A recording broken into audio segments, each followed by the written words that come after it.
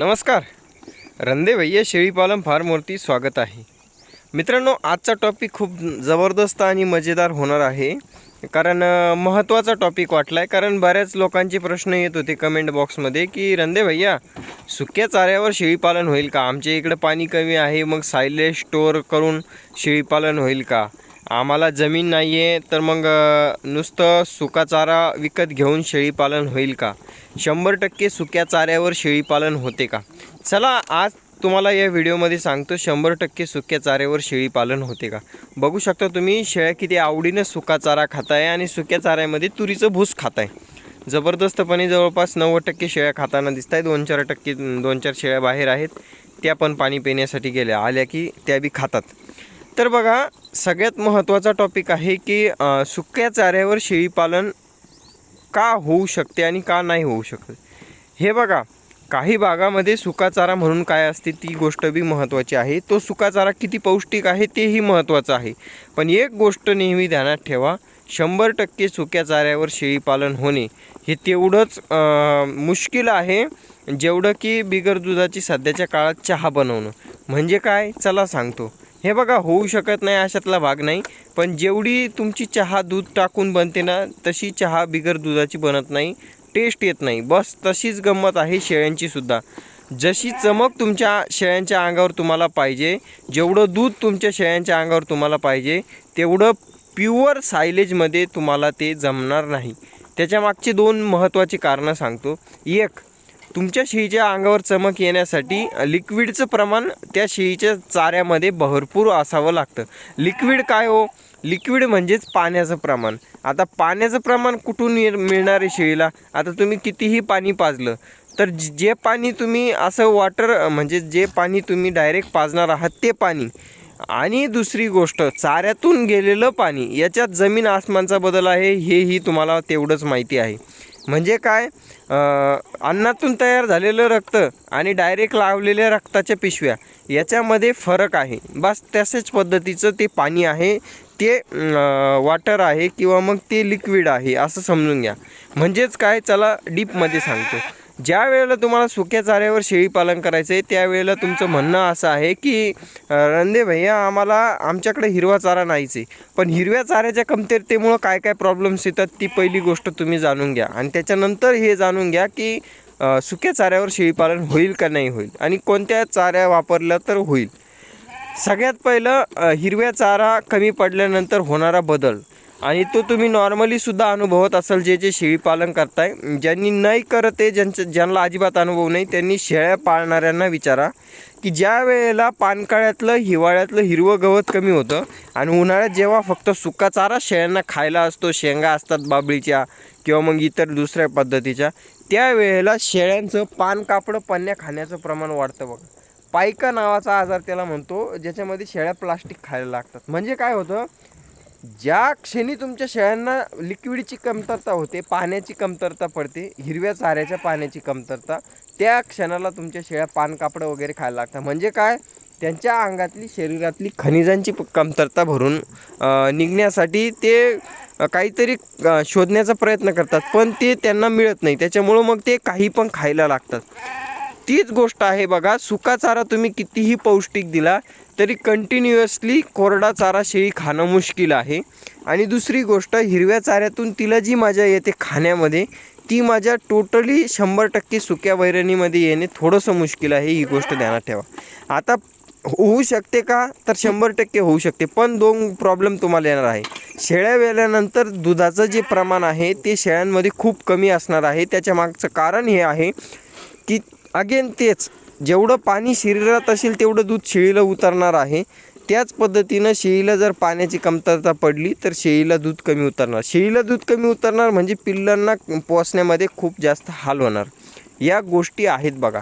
Again फक्त हिरव्या चाऱ्यावर शेळीपालन होऊ शकते का, तर अजिबात नाही. कारण ज्या वेळेला तुमच्या फार्मवरती सुका चारा नसेल त्यावेळेला शेळ्यांच्या जी लेंडी आहे किंवा जे रवंत आहे, तो रवंत त्या शेळीला व्यवस्थित होणार नाही. जे नवीन पिल्लं आहेत त्यांना फक्त हिरवा चाराच जर तुम्ही दिला तर त्यांना जुलाब न थांबण्याचे प्रॉब्लेम्स खूप येतात. त्याच्यामध्ये त्यांना सुका चारा, सुकी वैरणच लागते. तर मग या गोष्टीसुद्धा आहेत. म्हणजे काय, कोणतीही गोष्ट प्रमाणात केलेली चांगली. फक्त सुक्या चाऱ्यावर वैरणीवर करायला गेले तर तुम्हाला मेन प्रॉब्लेम सगळ्यात मोठा येणार तो म्हणजे दुधाचा. आणि दुधाचा प्रॉब्लेम आला म्हणजे पिल्लांच्या वजनवाढीमध्ये तुम्हाला 100% प्रॉब्लेम येणार. 100% सुक्या वैरणीवर शेळीपालन करायचं असेल तर काय करावं लागेल? त्याच्यामध्ये तुम्हाला 2 पर्याय आहेत. पहिला पर्याय म्हणजे काय, 100% सुक्या चाऱ्यावर करायचं म्हटल्यानंतर मिनरल मिक्सचरचे जे पदार्थ आहेत किंवा मेडिसिन्स आहेत, औषधं आहेत, ते भरपूर प्रमाणात वापरावे लागतील. तरीही मित्रांनो तुम्हाला तो प्रॉब्लेम येणारच आहे, कारण त्या शेळीची भूक भागणार नाही त्या हिरव्या चाऱ्यातून. त्याच्यामध्ये तुम्हाला ओला चारा म्हणून कमीत कमी मुरघास तरी द्यावा लागेल, ही गोष्ट ध्यानात ठेवा. मुरघास हा सुक्या चाऱ्यामध्ये येत नाही, तो ओल्या चाऱ्यामध्ये येतो, ही गोष्ट ध्यानात ठेवा. दुसरी गोष्ट, दुसरा पर्याय तो म्हणजे खुराक, ओला खुराक, ज्याला आपण आपल्या म्हशींना घालतो बघा. त्याला काही लोक स्लरी म्हणतात किंवा वेगवेगळे त्याला नावं आहेत.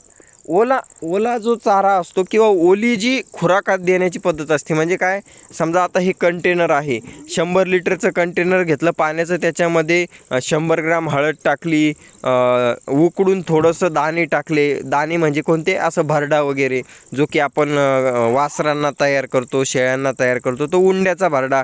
त्याच्यामध्ये मक्का असेल, गहू असेल, हरभरा चुनी असेल, इतर धान्य असतील, त्या चुनी त्या पाण्यामध्ये मिक्स करणार. त्याच्यामध्ये थोडंसं तेल टाकणार, त्याच्यामध्ये मग वेगवेगळे प्रथिनं टाकणार, वेगवेगळे मिनरल मिक्सचर टाकणार आणि ते पाणी त्या शेळ्यांना पाजणार, खुराकाचं पाणी. त्याच्यातून जर तुम्ही शेळ्यांना जर उणीव भरून काढण्याची कॅपॅसिटी ठेवत असाल तर 100% तुमचं सुक्या चाऱ्यावर शेळीपालन होते. परंतु जर शेळ्यांना हिरवा चारा असेल तर सगळ्यात बेस्ट नियोजन असतं, कारण त्यावेळेला तुम्हाला बाकीच्या गोष्टींची, मिनरल मिक्सचरचे खर्च त्या गोष्टी परवडायसारख्या नसतात, ही गोष्ट ध्यानात ठेवा. आणि ओला खुराक देणं काही सोपी गोष्ट नाही आहे, कारण ज्या वेळेला तुम्हाला खुराक तयार करायचा असतो त्यावेळेला ती खर्चही तेवढाच महत्त्वाचा असतो, ही गोष्ट ध्यानात ठेवा. तर माझ्या मते 90% म्हणजे 90% तर पूर्ण 100% सुक्या चाऱ्यावर शेळीपालन होऊ शकत नाही. त्याला कारणं अशी आहेत की तुम्हाला हिरवा चारा नसेल तर शेळ्यांना बी थोडंसं नाराजी असते, शेळ्यांच्या अंगावरली जी चमक आहे ती पूर्ण डाऊन होऊन जाते, ही गोष्ट ध्यानात ठेवा. त्याच्यानंतर 90% 90% का म्हटलो, कारण 10% कुठंतरी एक्सेप्शन असतात, काहीतरी जुगाड करतं माणूस. पण त्या 10%मध्ये विषय असा आहे की खर्च उत्पन्न होणार आहे तुम्हाला 10,000 आणि त्यावेळेला जर हिशेब केला तर एखाद्या वेळेस खर्च तुमचा 12,000 पण निघू शकतो. एखाद्या वेळेस लईच भारी तुम्ही नियोजन केलं तर 7 ते 8 हजारापर्यंत खर्च तुमचा जाऊ शकतो. मग तिथं कुठंतरी नफा तुम्हाला इतका कमी मिळणार आहे की तुम्हाला मग ते असं वाटेल की मायला याच्यापेक्षा आपण 15,000ची नोकरी केली असती तर तेवढे आपल्याला एवढा शीन नसतो डोक्याला. तर या गोष्टी आहे, म्हणजे तुम्हाला स्पष्ट सांगण्याचा मी प्रयत्न करतो आहे की 100% सुक्या वैरणीवर करायला गेले तर खूप जास्त तुमचे हाल होणार आहे. त्याच्यामध्ये तुम्हाला फक्त सुक्या चाऱ्यासोबत तुम्हाला ओला चाराही तेवढाच महत्त्वाचा आहे. आता माझ्या शेळ्या ह्या शेतातून चरून येतात आणि नंतर घरी हा सुका चारा खातात.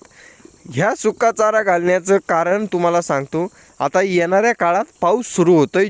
जूनपासून तर नॉर्मली आमच्याकडं पाऊस पडतो, पण जुलैमध्ये जबरदस्त पाऊस असतो. आणि त्या टायमाला आता तुम्हाला सांगतो, सध्याच्या काळामध्ये कुठंतरी तुम्हाला कांद्याची रानं आमच्याकडे दिसतात, याच्यामध्ये हिरवं खायला भरपूर असतं. लांबूनच तुम्ही बघू शकता हिरवा चारा किती आहे. आता हे जसे जसे कांदे कमी होतील पुढच्या 1-2 महिने मित्रांनो, जोपर्यंत पाऊस पडत नाही आणि पाऊस पडल्यानंतर सुद्धा 2 महिने, पाऊस पडल्यानंतर 1 महिना आणि पाऊस पडायच्या अगोदर 1 महिना, असे 2 महिने शेळ्यांना खायला काहीच नसतं मित्रांनो. त्यावेळेला एक टाईम तुम्ही मुरघास आणि एक टाईम सुका चारा जर द्यायची सवय लावली तर पावसाळ्यामध्ये मित्रांनो मी जे हे 4-5 ट्रॉल्या भूस भरून ठेवलं आहे, हे भूस पूर्ण संपवायचं, जेणेकरून माझ्या शेळ्यांच्या अंगावरील कांती चमक ही बनवून राहील आणि सकाळ संध्याकाळ त्यांना खुराक द्यायचा, जेणेकरून माझा जो मदर स्टॉक आहे, ज्या शेळ्या आहेत पिल्ले देणाऱ्या, त्यांची तब्येत ही ध्यानावर राहील, 1 नंबर स्ट्रॉंग राहील आणि फासुळ्या दिसणार नाही. गोष्ट ध्यानात ठेवा. एका शेळीला आजार झाला, बिमारी झाली म्हणून शेळी डायरेक्ट आडी पडली, बसून घेतलं आणि माझी गलती अशी झाली की शेळी बिमार असताना मी शेतामध्ये नेली आणि उन्हामुळे तिला आणखी ऊन लागलं आणि शेळी डेम होऊन गेली. अशासुद्धा चुका होतात. पण ती शेळी सोडली तर बाकीच्या शेळ्यांच्या अंगावर जी चमक तुम्ही बघताय, जी कांती बघता, ही कांती टिकून ठेवण्यासाठी हिरव्या चाऱ्याची तेवढीच गरज असते. कारण हिरव्या चाऱ्यामध्ये सगळ्यात मेन महत्त्वाचा वजनवाढीचा घटक तो म्हणजे प्रथिनं, ज्याला आपण प्रोटीन म्हणतो, तो असतो. आणि तो प्रोटीन तुम्ही काय शेळ्यांना मिनरल मिक्सचरमधून देणं स्वस्ताईचं काम नाही आहे. थोडक्यात समजून घ्या, तुम्ही जे भाजीपाल्यातून तुम्हाला भेटणार आहे तेच जर तुम्ही अंड्यातून शोधायला गेले तर तेवढाच खर्च वाढतो. आणि जे अंड्यातून भेटणार आहे त्याच्यापेक्षाही प्युअर प्रोटीन खायला गेले आणि डब्बा घ्यायला गेले तर तेवढंच ते महागाचं असतं. त्याच पद्धतीचं आहे. म्हणजे तिथं उत्पन्न काहीच नाही आहे. हा 100% हेल्थ महत्त्वाची असते. तसंच शेळ्यांची हेल्थ महत्त्वाची आहे, पण हेल्थच्या बदल्यात तेवढा मुनाफा पण भेटणं महत्त्वाचं, ही गोष्ट ध्यानात ठेवा. कारण आपल्या शरीराला आपण करोडो रुपये लावू शकतो, पण त्या शेळीच्या अंगातून तुम्हाला मटणाचा पैसा कमवायचा आहे. आणि त्या मटणाच्या पैशाला जर तुम्ही हजारो रुपये खर्च केले आणि तुम्हाला जर त्याच्यातून काही शेकडो रुपये मिळाले तर ती काही धंद्याच्या हिशोबानं तर काही परवडायसारखं नाही आहे. त्याच्यामुळं 100% सुक्या चाऱ्यावर, सुक्या वैरणीवर शेळीपालन होत नाही. पण महत्त्वही तेवढंच आहे त्या शेळीपालनामध्ये, त्या सुक्या चाऱ्याचं. कारण शेळ्यांच्या शरीरामध्ये लेंडी जी आहे ती बनण्याची प्रोसेस सुक्या चाऱ्याची खूप महत्त्वाची आहे. कारण प्युअर हिरव्या चाऱ्यामध्ये किटाणूसुद्धा तेवढेच जाऊ शकतात. त्यावेळेला तुम्हाला हा हिरवा चारा शेळ्यांची तब्येत व्यवस्थित ठेवण्यासाठी मदत करतो. सुका चारा तेवढी मदत करतो, तर तेही तेवढंच महत्त्वाचं आहे. या सुक्या चाऱ्यातून शेळ्यांना कार्बोहायड्रेट जे असतं ते कार्बोहायड्रेट प्रमाणात ठेवलं जातं आणि शेळ्यांच्या तब्येती खूप चमचमीत राहत्या. मेन शेळ्यांचं 30% जे आहे ना ते सुक्या चाऱ्यावर आहे, पण 70% तुम्हाला ओला चाराच लागतो. ही गोष्ट ध्यानात ठेवा. पुन्हा एकदा ध्यानात ठेवा, 10% लोक करू शकतात, पण तिथं उत्पन्न अजिबात नाही आहे, फक्त केल्या जातं. आणि उत्पन्न पाहिजे असेल तर फुकटचा किंवा हिरवा चारा भेटेल तेवढं भारी. कारण हिरवा चारा उत्पन्न बी करायचा म्हटला तर त्याला एक नियम आहे की पाण्यावर तो उत्पादन होतो. जेवढं पाणी भरशाल तेवढा हिरवा चारा निर्माण होतो. आणि जेवढा हिरवा चारा म्हणजे तो जवळपास 50%, 70%, 90% तो फुकटचाच असतो. आणि तो फुकटचा म्हणजे काय, खर्च काय आहे 10% तुमच्या पाण्याचा आणि तुमच्या मेहनतीचा, बस. तसं सुक्या चाऱ्याचं नाही. एक ट्रॉली भूस घ्यायचं म्हणजे त्याला 3-4 हजार रुपये लागतात. मुरघास घ्यायचा म्हणजे त्याला खर्च आहे. साधं भूस कुठून भरून आणायचं म्हणजे त्याला खर्च आहे. सोयाबीन भुसा घ्यायचा तरी खर्च, हरभरा भुसा घ्यायचा तरी खर्च. काही भागात तर तो मिळतच नाही. आणि ज्यांना तो फुकट मिळतो त्यांना हिरवा चारा पण भरपूर प्रमाणात मिळतो. हेही तेवढंच खरं. कारण काही लोक येतील इकडं सांगायला की आमच्याकडं तर सुका चारा फुकट मिळतो. कोणी बी म्हणता हरभरा भूस घेऊन जा, फुकट आहे. तुरीचं भूस फुकट आहे. पण तुम्हाला हिरवा चारा बी तेवढाच फुकट आहे ना, तुम्हाला खर्च नाही आहे. हा व्हिडिओ त्यांच्यासाठी आहे की ज्यांना सुक्या चाऱ्यावर करायचं आहे आणि त्यांना विकत आहे. त्यांनी एवढं समजून घ्यायचं की जेवढा फ्रीचा चारा उपलब्ध होईल तेवढं तुमच्यासाठी भरघोस राहील. किंवा डायरेक्ट पूर्ण जर सुक्या चाऱ्यावर करायला गेले, मिनरल मिक्सचर आणि दुसऱ्या याचा खुराकाचा खर्च काढता काढता तुमच्या नाकी नऊ येतील. बकऱ्या पन्न्या खायला लागतील, पायकासारखे आजार होतात आणि बऱ्याचशा गोष्टी होतात. धन्यवाद. व्हिडिओ कसा वाटला कमेंट करून नक्की सांगा. पुढच्या व्हिडिओमध्ये टोटली हिरवा चाऱ्याचं महत्त्व आणि त्याचं काय काय गणित आपण समजून घेणार आहोत. धन्यवाद.